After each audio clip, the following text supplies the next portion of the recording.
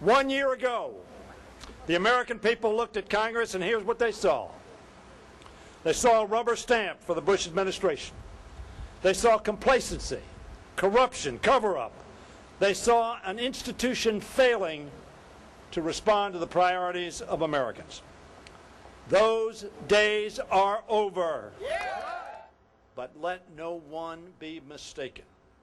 This event is not simply a celebration of what we have done, but it is a reaffirmation of our pledge that continues to the American people. We can, we will, and we must continue to fight for their priorities. We will never stop fighting for a new direction in Iraq.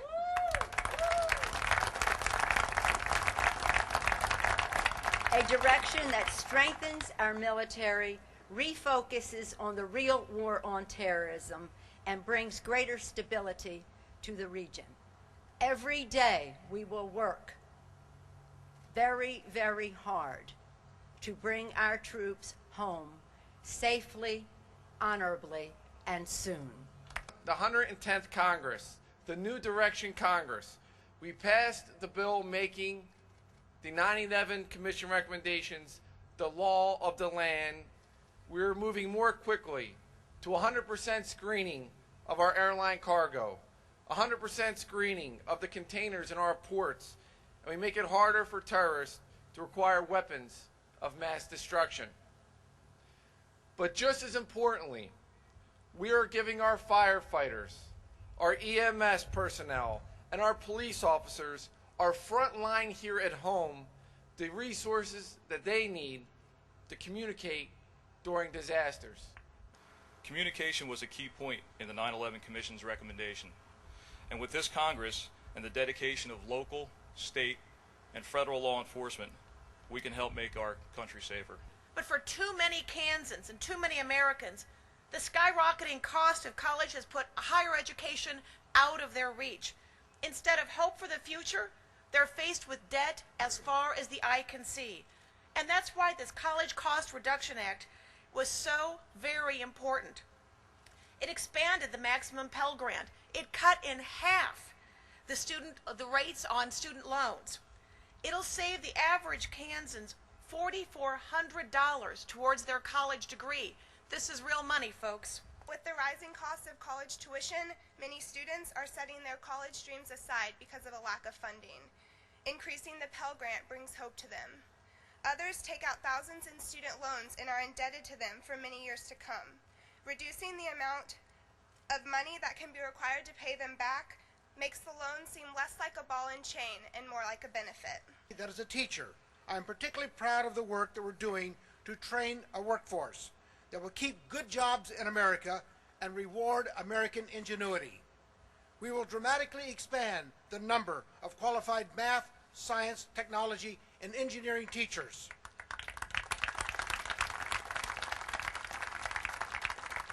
We estimate 25,000 teachers will earn a scholarship or training assistance over the next 5 years. Today it's becoming increasingly clear that through investment in education, other economies are starting to produce incredible talent. Simply put, as a U.S.-based company, we are fully committed to working with our leaders and ensuring American education continues to drive high-paid U.S.-based jobs. The leadership of Concur believes that to be the world's best innovator, we must start by being the world's best educator. This July, Americans making the minimum wage received their first pay increase since 1997. We all know that a lot has changed in the last 10 years since the last minimum wage increase. Gas prices have risen, healthcare costs are skyrocketing, and the cost of college tuition is sharply increasing. The pay raise could not come at a more critical time for working Americans in this country. This summer I was speaking with a woman and I said to her, what does the raise in the minimum wage mean for you and your family? And she had 2 words, green peppers. She says, green peppers, it's summertime and we're ready for summer salads.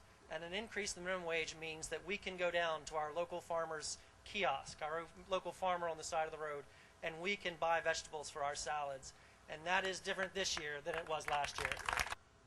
All of America watched while Mother Nature devastated an entire region, and our government failed to adequately respond. That could have been any one of our neighborhoods. It could have been a fire, wildfire in California, an earthquake, it could have been a tornado, or it could have been a hurricane along South Carolina's coast. That could have been any one of our backyards. Let me say thank you for all the victims of hurricanes, both Katrina and Rita. You have delivered on your promise, and you have truly created a new partnership for the Gulf Coast. You visited us in August of 2005.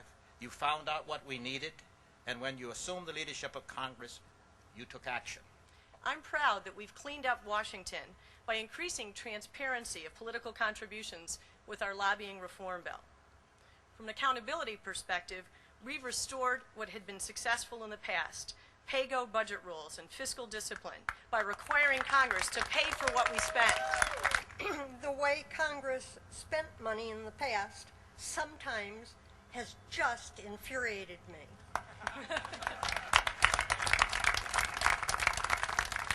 It's not enough that my daughter Tammy and her siblings are going to have to pay off the debt. My grandson, Max, will also be paying for it. I don't want Max to have that burden on his back. I'm glad that this Congress has finally stopped all of the deficit spending. Grown-ups, in my mind, are supposed to be the responsible ones. They don't try and live high on the hog and then make their children and grandchildren pay for it. Our mission is far from accomplished, and we are more committed than ever to seeing that through. We will find agreement and invest in America's priorities. We will push the President to sign the sweeping energy bill that will help end our dependence on foreign oil. We will continue to fight to make sure that 10 million children of working families get the health care they need. And we will ensure that this Thanksgiving and this Christmas, that we protect our families from faulty products made overseas in China. The American people have put their trust in us. We will continue to do everything we can to honor their trust.